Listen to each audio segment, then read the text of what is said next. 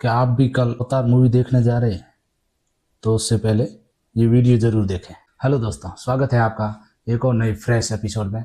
मैं हूं आपका साथी हितेश बामनिया और ये है हमारा प्रोग्राम द मास्टर सिनेमा। आज हम बात करेंगे ऐसी फिल्म के बारे में जिसने पूरे वर्ल्ड में अपना इतिहास रचा है, जो पूरे संसार में बहुत ज़्यादा प्रसिद्ध फिल्म है।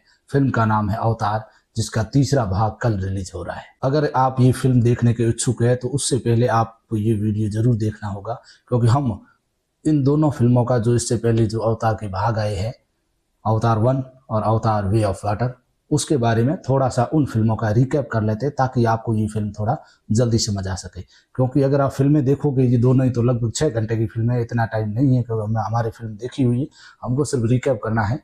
तो चलिए शुरू करते हैं। 2009 में जेम्स कैमरॉन, जिन्होंने उससे पहले टर्मिनेटर सीरीज और टाइटैनिक मूवी, जो कि ऑस्कर विजेता फिल्म थी, बहुत ही बेहतरीन फिल्म थी, उन फिल्मों को बनाने वाले जेम्स कैमरॉन, जिन्होंने ये फिल्म बनाई 2009 में। उनके दिमाग में क्या ऐसा सूझा कि उन्होंने सोचा ऐसी फिल्म बनाई जाए जो आज तक कभी भी इस दुनिया में किसी ने नहीं बनाई है, और उसमें VFX जो 3D है और IMAX के आधार पर उन्होंने ऐसी फिल्म तैयार की, ऐसा एक नया वर्ड तैयार किया जिसे हम अवतार कहते हैं। अवतार 1 रिलीज हुई थी 2009 को। अवतार 1 की कहानी 2154 ईस्वी में बताई गई है। आज से लगभग 150 साल बाद की कहानी है। स्टोरी की बात करें तो यह फिल्म मानव और प्रकृति के बीच में द्वंद्व पर आधारित है। मानव के पास अपना ग्रह बचाने के लिए संसाधनों की जरूरत है, क्योंकि मानव ने अपने जो पृथ्वी को, कोई संसाधन नहीं है पृथ्वी पर, पृथ्वी खत्म हो चुकी है। अब वह संसाधन प्राप्त करने के लिए दूसरे ग्रह जाते हैं,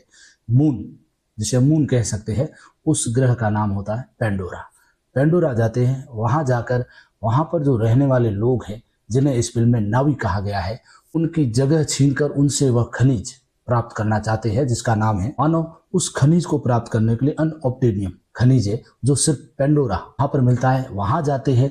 अब वह उस खनिज को प्राप्त करना चाहते हैं, लेकिन उनके बीच में वहां पर रहने वाले लोग, नावी, वह उनसे द्वंद्व करते हैं।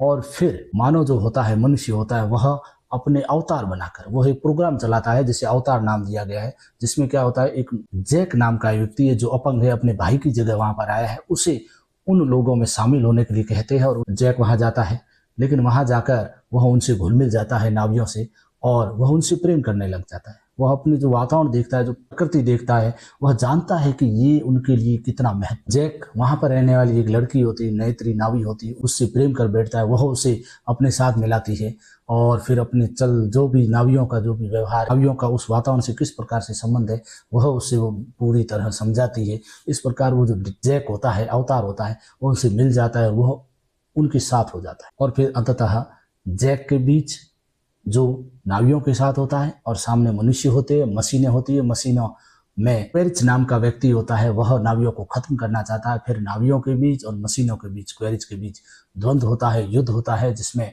अंततः जो मनुष्य है, जो मशीनें हैं, वह हारती है, और जो क्वेरिच वह हार जाता है, उसे खत्म कर दिया जाता है इस फिल्म में जैक के द्वारा। और अंततः नावी है वह विजेता होते हैं, वह जो मनुष्यों को हरा देते हैं। उसके बाद उन मनुष्यों को उस ग्रह से निकाल दिया जाता है, और जैक है वह अपने जो मनुष्य शरीर है उसे त्याग कर वह अवतार बन जाता है। यहाँ तक यह पहला भाग था जिसे खत्म हुआ था। ऐसा लग रहा था उस समय 2009 में जब ये फिल्म आई थी कि अब इसका आगे सीक्वल नहीं बनेगा, लेकिन हमारे जेम्स कैमरॉन, जो कि बेहतरीन डायरेक्टर है, अगर विश्व में अगर बेहतरीन डायरेक्टरों की बात करें तो उसमें जेम्स कैमरॉन, और दूसरे अगर माने तो क्रिस्टोफर नोलन। ये दो बेहतरीन डायरेक्टर जो ऐसी फिल्में बनाते, ऐसा भव्य दृश्य बनाते, ऐसी सोच है उनकी, अकल्पनीय सोच है, अद्भुत सोच है। क्या सोचते और किस प्रकार हमारे सामने प्रस्तुत करते हैं कि हम यह कभी सोच भी नहीं सकते। ऐसा उनका दिमाग है, इस तरह वो कितनी आगे की सोचते, भविष्य। बेहतरीन डायरेक्टर है।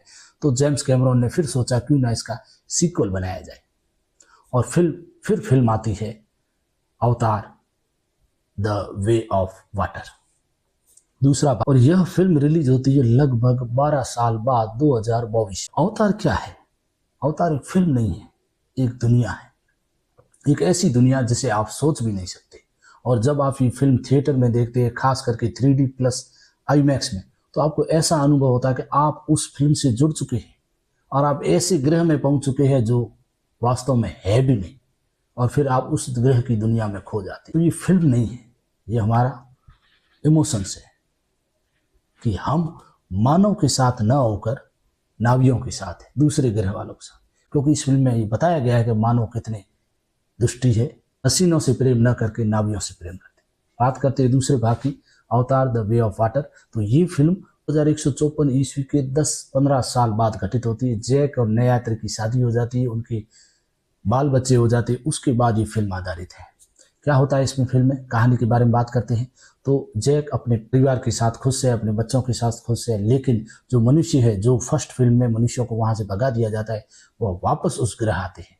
उस कीमती खनिज को प्राप्त करने के लिए वो वहां पर आते हैं। जैक अपने बच्चों को बचाने के लिए, अपने पूरे नावियों को बचाने के लिए, उनसे संघर्ष न करके मनुष्यों से, वह एक ऐसी जगह चला जाता है जो समुद्र के नीचे रहते हैं, और उस जगह का नाम है मेटकाइना। लेकिन इस फिल्म में एंट्री होती है वापस क्वेरिज की, जो कि फर्स्ट फिल्म में, अवतार फर्स्ट में, जिसे जैक के अवतार के द्वारा मार दिया जाता है। लेकिन इस फिल्म में वह खुद नहीं है, लेकिन उसका अवतार है। उसकी जो यादें थी वो एक चिप में फीड की हुई थी, उन्हीं यादों को उस अवतार में ट्रांसफर किया जाता है और क्वेरिज की वापसी होती है। अब क्वेरिज और जैक के बीच में फिर संघर्ष होता है। क्वेरिज जैक को खत्म करना चाहता है, उसके पूरे परिवार को खत्म करना चाहता है, लेकिन वहां भी वह क्वेरिज पहुंच जाता है और फिर जैक में और क्वेरिज में द्वंद्व होता है, युद्ध होता है। इसमें फिर से जैक जीतता है, लेकिन जैक को सबसे बड़ी हानि होती है, वो अपने एक बेटे को खो देता है।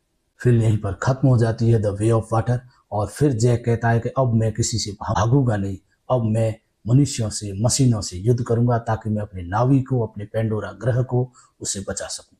उसके बाद वाली कहानी वह हमें दिखाई देगी कल जो फिल्म रिलीज हो रही है, अवतार फायर एंड एस, उसमें। तो ये पूरी जो दो फिल्में थी रिलीज हुई है, उसकी पूरी रिकैप था, कम शब्दों में और सिंपल और साधारण शब्दों में, ताकि आप इसे समझ सको।